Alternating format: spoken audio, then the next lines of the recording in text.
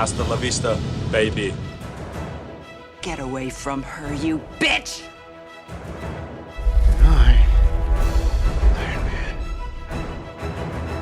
Expecto Patronum! I am your father. There's a snake in my boot!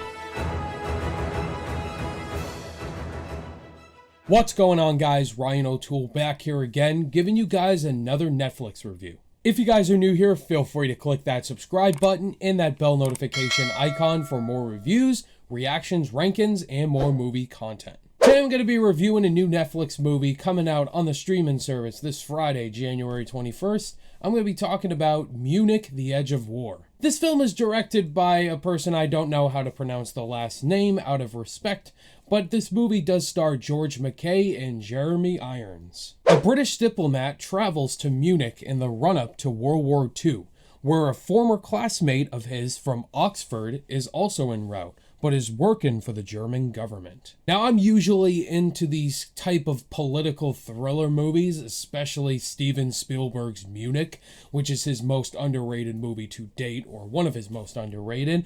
And that concept definitely sounded like this movie when I heard the concept. And I do like some of the cast members, like Jeremy Irons, of course, such a legend, Scar. And of course, George McKay, who you may know from 1917. I loved him in that movie, and I wanted to check him out in this film. And Netflix did send me an early screener to review this movie. Thank you, Netflix, for the early screener.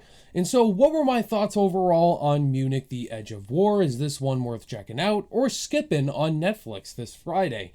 Overall, it was enjoyable. It was okay. It's a pretty interesting political thriller with decent performances in it, but just nothing memorable that I'm going to remember by the end of the year. Out of the performances in this movie, the best one is Jeremy Irons. He's just a fantastic actor in my personal opinion, and he gives a very layered performance. Jeremy Irons can do no wrong in my book. He can take on any character he wants, but he just gives a very good performances in here.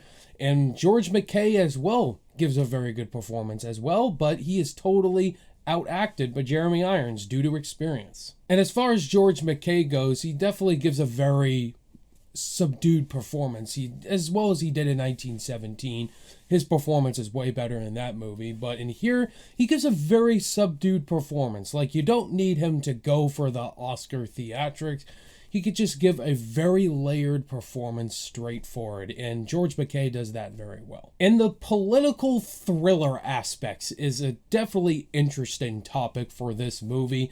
This movie kind of, in the veins, like I mentioned at the beginning of this review, it's kind of like Steven Spielberg's Munich mixed with the Ides of March. And by the way, if you have not seen the Ides of March starring Ryan Gosling and George Clooney, you definitely should check that movie out. It's very underrated. Again, while I enjoyed the performances in here and the plot line involved in this, again, I gotta jump into the negatives here.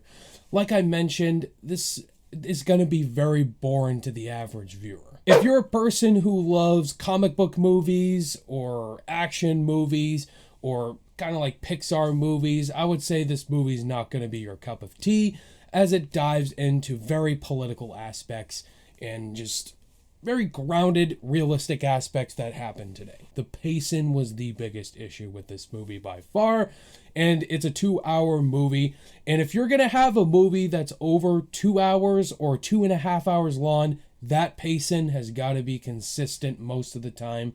But if you have performances in it that really keep the film going, if it's 2.5 hours long and it's really slowly paced, I can forgive that. But this movie didn't have top tier performances, and the pacing felt like over 3 hours long. There's movies like There Will Be Blood that's over 2.5 hours long, but Daniel Day-Lewis's performance is able to keep that film going. There's a Malcolm X that's 3.5 hours long, but Denzel Washington makes that movie watchable. But this movie doesn't have that. Jeremy Irons is a fantastic actor, but this movie's pacing really drags this film down. And the film can get overly preachy and bogged down in the second act, especially when characters are just over-explaining things that don't make any sense. That first act was really interesting and compelling. The second act was just a drag. and the third act is like, all right, I don't care anymore. It was just solid all the way around. Before I give you guys my final overall thoughts and my grade for Munich, The Edge of War, if this is your guys' first time checking out the channel and you like this review, definitely consider hitting that like button and subscribe button if you want weekly reviews, ranking videos, Blu-ray videos, tons of movie content on this channel. You don't want to miss it because there's definitely a lot coming out for this year. If you like political thriller, political movies in general, then I think this one will be up your alley. If you're not into that, then I would say skip it. This isn't a type of movie I'm gonna pop in ever again, but I appreciated the performances, the direction, the score.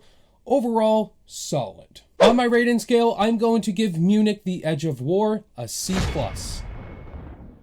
There you have it, guys. That was my thoughts on the new Netflix movie, Munich The Edge of War. Are you guys going to check this movie out, or have you seen it already? If you've seen it, let me know your thoughts and opinions in below. Let's have a discussion. Look forward to my epic Blu-ray collection video for 2022 coming out this weekend, guys. I filmed it already. It should be up this weekend, guys. You're all the best. All my social media links are in the description below, and I'll see you guys in the next video. Bye!